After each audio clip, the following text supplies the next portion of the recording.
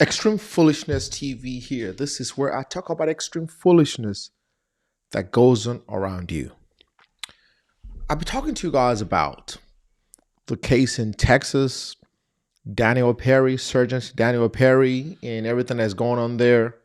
For those of you guys who don't know the case, Sergeant Daniel Perry was just recently convicted of murder in the killing of a Black Lives Matter protester.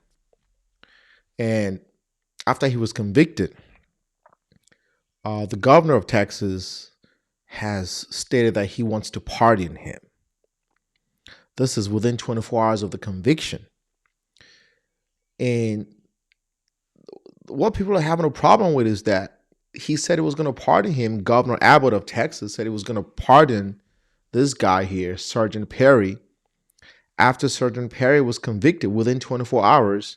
And after Tucker Carlson called the governor of Texas out on his show on Fox News.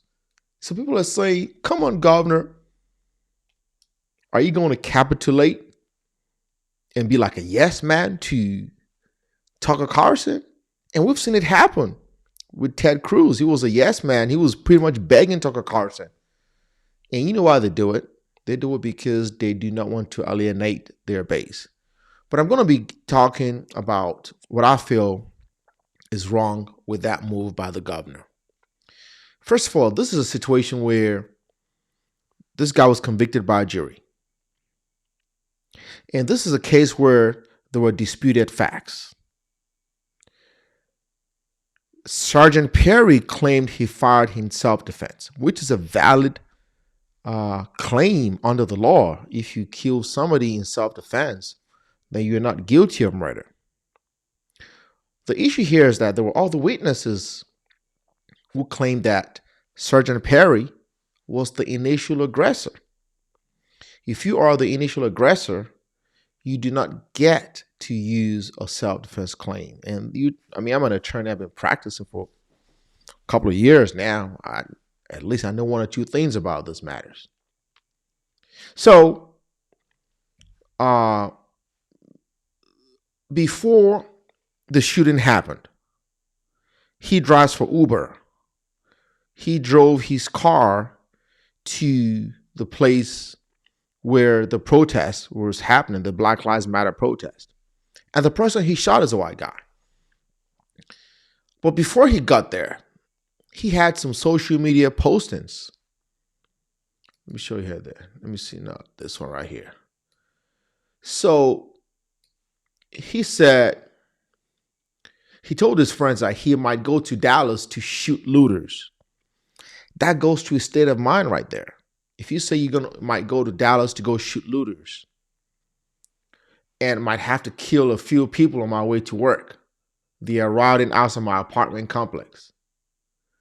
Then online, he searched for terms such as protest tonight, protesters in Seattle get shot, and riot shootouts. So you have a guy here who already has the mindset that he wants to go shoot somebody. So he was looking for trouble. He was clearly agitated. He was not pleased that you had Black Lives Matter people protesting. So he drives his Uber car in the middle of the protest. Why do you go around looking for trouble? You know what they say? If you go out there looking for trouble, you might just find some trouble. He didn't have to go there. He drove out of his way. There was testimony that he ran the light. So he may have been trying to set up a self-defense claim, which is why you have trials. Somebody is going to say one thing. Another person will say another thing. It is the jury's role to determine who is telling the truth and who is lying. In the law, they call it credibility. In most cases, civil or criminal, the credibility of the witnesses is always a big issue. And the role of the jury is to determine the credibility of the witnesses. People may go to court and raise their right hand and testify to tell the truth. Blah, I swear, I'm going to tell the truth, nothing but the truth, but they still lie. Trial attorneys, we deal with this all the time. People lie on the stand. That is why you have different ways of impeaching people, of showing them that they are not credible before a jury.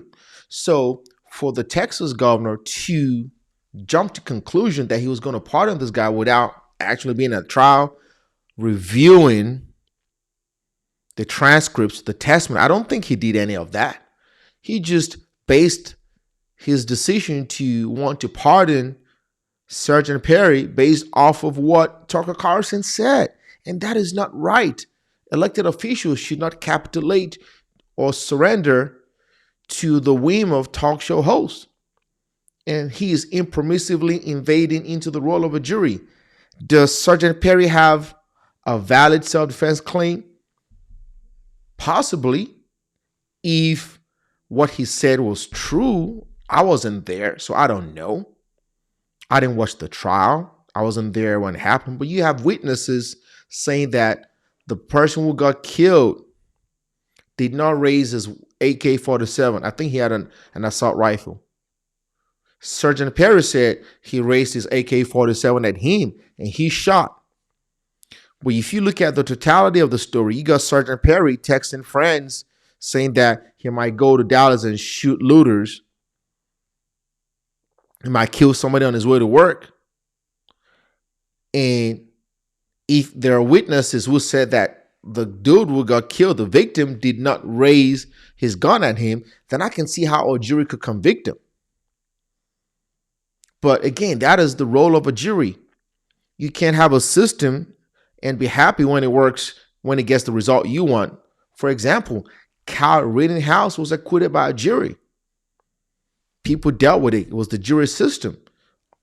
I'm sure Governor Abbott at the time celebrated Kyle Rittenhouse's acquittal. And a lot of Republicans said, oh, the jury system worked. It worked at that time. So if we have a jury system, you can't chastise that system when you don't get the outcome that you want. We either have a system that we work with or we don't have a system at all.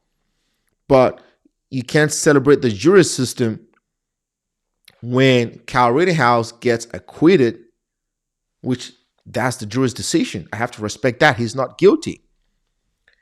But in the same vein, I think he stated something like, oh, the jury are invading on Texas' right to self-defense. That is not even a sensible statement to make, because this guy presented his evidence of self-defense at trial.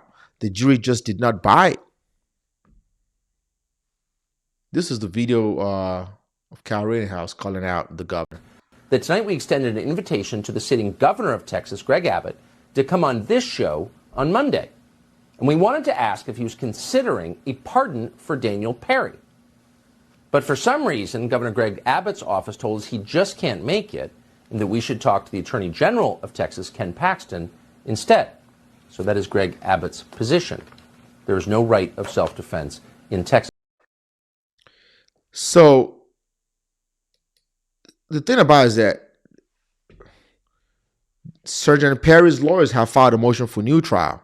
They have every right to do that. I have filed motions for new trials. Let the legal system play its course.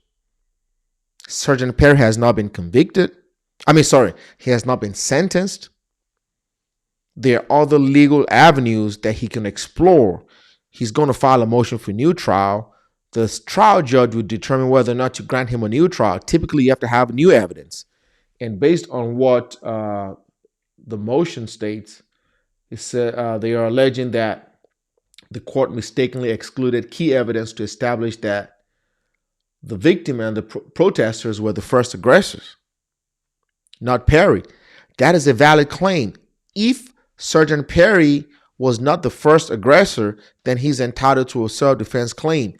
If the victim or alleged victim are the first aggressors, that is testimony that needs to be at trial. So he's entitled to at least file a motion for new trial, and the trial judge will weigh the evidence and see whether some evidence was impermissibly excluded, or maybe there was a mistake, evidence that could have shown his innocence. Every person deserves a fair trial. This man deserves a fair trial. If he didn't get a fair trial the first time, I think the judge should grant a new trial, but let the system play its course. Let whatever evidence you want to get in, get in. If the judge grants him a new trial, And if the judge doesn't grant him a new trial, he can appeal it. And in addition to saying that the trial judge made a mistake by not granting him a new trial, he can also allege other errors that they may have hopefully preserved at trial. And an appellate court will review the case and decide whether or not to reverse his conviction, and he can get another shot. And they'll pick a new jury and have a second go round. But the governor should let the justice system play its course. Even if you're going to pardon somebody, you don't rush to pardon somebody within 24 hours after a conviction. That means the governor is abusing his power. He's acting on a mere hunch. This is a case with disputed facts that could show that a reasonable jury could either maybe convict or acquit him. Here they convicted him, so they weigh the evidence. I wasn't there. So I think Governor Abbott needs to slow the brakes down a little bit. This man has filed a motion for a new trial. Let the trial judge review the case.